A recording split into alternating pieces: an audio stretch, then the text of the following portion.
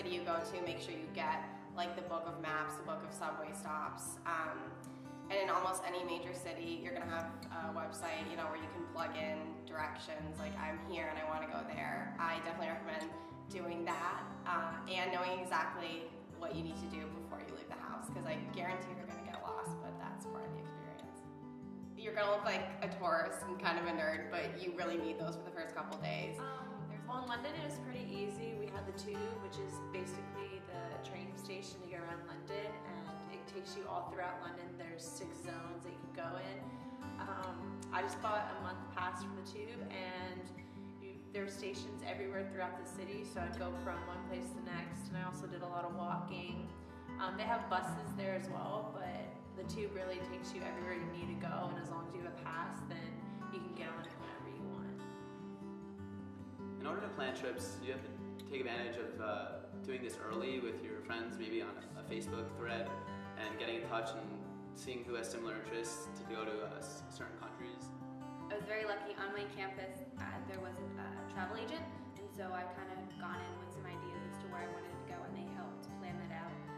The internet was a great resource to try to figure out where to go and how to go about that, and also with hostels, some of them are nicer than others, so it was really nice to be able to go on there and see like user feedback as to whether or not other people found them to be clean. A couple days, I had about 4-day weekends, 3 to 4 day weekends. I really took advantage. Maybe the first week I would, explore around the city, and then other weeks I would travel to different countries just to explore different cultures, and it's just a great experience.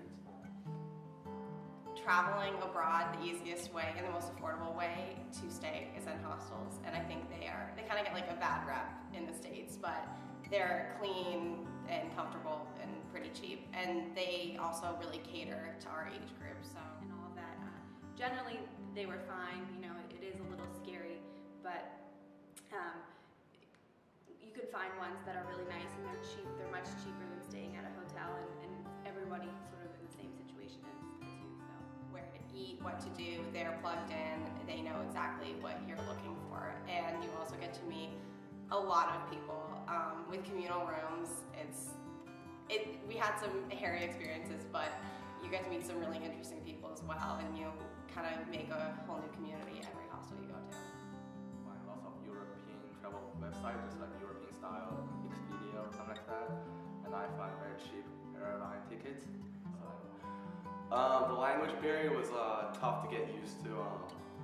It was good because our professor spoke the language, but none of the students spoke the language. But if you search enough, you can find someone that can translate the locals and whatnot. But you can get around. If you work with it, you get it.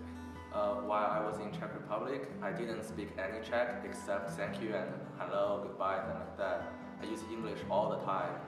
While I was in internship or in the class, I use English. So there's no problem there.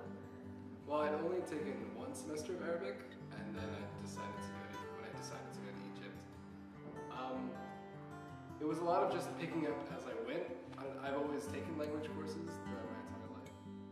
I don't know, as long as you're working at it and just continuously talking, even if you mess up, people still try to understand you. If you know any of the language, it's good to try to brush up a little before you go in the program. But a lot of the programs will go on and have classes that you might take. But even if you just know a little, the locals are really excited to try to talk to people who are from outside the country, and they're really excited to just try to practice their English with you, or have you practice their native language with themselves. To I guess other people speaking English. I went to American University. Everyone does speak English, but everyone around Cairo just absolutely not. They all would help me by they would just speak slower, and then whenever I'd say something, they looked at me again. I was and I had to say it a different way. But they were completely understanding. It's a lot of just trying and putting yourself out there, and then see what comes back. Yes. General advice is just, while you're there, just do everything you can, because it's a once-in-a-lifetime experience. You might as well make the most out of what you got. It was awesome.